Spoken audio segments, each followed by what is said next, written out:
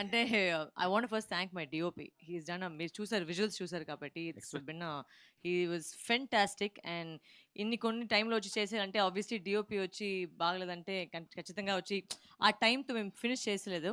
So ఆయనకు పెద్ద thanks. Edwin sir వేరే వ్యూ ఇప్పుడు డిఐ జరుగుతుంది, so he's busy with that, but definitely first రోజుకి అందరూ కలుగుతారు.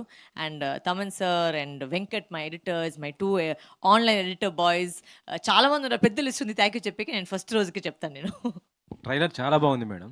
మీరే డైరెక్షన్ చేయాలని ఎందుకు అనిపించింది మీకు ఇది? ఎందుకు చేయకూడదు అని అనిపించింది. అంటే ఇలాంటి స్టోరీ లేదు సార్, అంటే it was a gradual arc. నేను ఇదే వచ్చి చేస్తానని నాకు ఫస్టే తెలుసు. అంటే acting was still love of my life. But I knew that ఒక నెక్స్ట్ స్టెప్ అంటే నాకు వచ్చి అది డైరెక్షన్, అది నాకు ఆల్వేస్ ఉండింది బ్యాక్ ఆఫ్ మై హెడ్లో. బట్ ఇది ఒక మంచి స్క్రిప్ట్ దొరికింది. అండ్ సాయిబుర్రా గారే స్క్రిప్ట్ నాకు ఒక 4 years ముందు యాక్చువల్గా నేను క్రాక్ సారీ 4 ఇంకా ఎక్కువ. నేను క్రాక్ సినిమా షూటింగ్ చేసినప్పటికే ఈ కథ విన్నాను. దాని తర్వాత మర్చిపోయాం ఆ కథ గురించి. బట్ మళ్ళీ దాన్ని రీస్టార్ట్ చేసుకొని ఆ స్క్రీన్ ప్లే సెట్ చేసుకొని మళ్ళీ ఇప్పుడు కరెంట్కి దాన్ని ఎలా చేస్తాం చెప్పేసి we did it again. So I said okay, why not, because the subject వచ్చి చాలా ఒక ఫీమేల్ స్ట్రెంగ్త్ చూపిస్తుంది సినిమాలో. సో అది నాకు నచ్చింది. అందుకే బాలకృష్ణ గారికి చూపించారా ఇది? ఇంకా యాక్చువల్గా రేపు వస్తున్నారు సార్, నేను వెళ్తున్నాను యాక్చువల్లీ సార్ చూపించేకి. ఆయన ఏమైనా చీఫ్ గెస్ట్ గా పిలుస్తారా ప్రీ రిలీజ్ ఈవెంట్ కి? ఇట్లా ఏమైనా చూస్తాం సార్, అందరూ వాళ్ళ బిజీగా ఉన్నారు. నేను కొంచెం వేరే ప్లాన్ చేస్తున్నాను. బట్ ఖచ్చితంగా you'll be interested and happy on the March first pre release event. ఇందులో ఆర్టిస్ట్ గా, దాంతో పాటు డైరెక్టర్ గా మీకు ఏది టఫ్ అనిపించింది? టఫ్ అనేది ఏది లేదు సార్, అది రెండు బాగానే ఉంది. నాకు నచ్చింది. అంటే I don't look it it as tough. It was just I enjoyed the whole process. So I enjoyed both.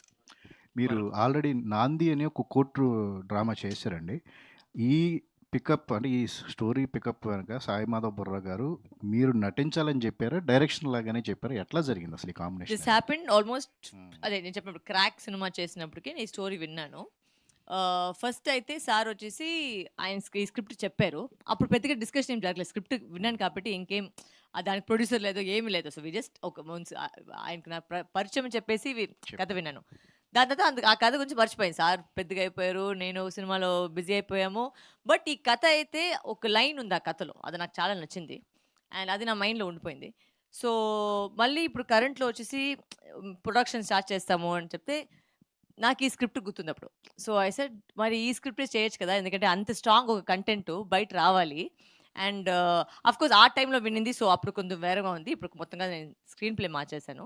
కొంచెం స్క్రీన్ ప్లే మార్చేసి కొంచెం బెటర్గా చేసుకొని అది చేస్తాం చెప్పేసి నేను దాంట్లో దిగింది. ఇండస్ట్రీలో మహిళగా ఇందాక ఒకటి చెప్పారు మీరు, ఒక లేడీగా కూడా ఎదగాలి అని చెప్పేసి. అంటే మీరు ఈ సినిమా డైరెక్షన్ చేయడం వెనక కూడా అదే మోటివ్ ఎట్లాగా?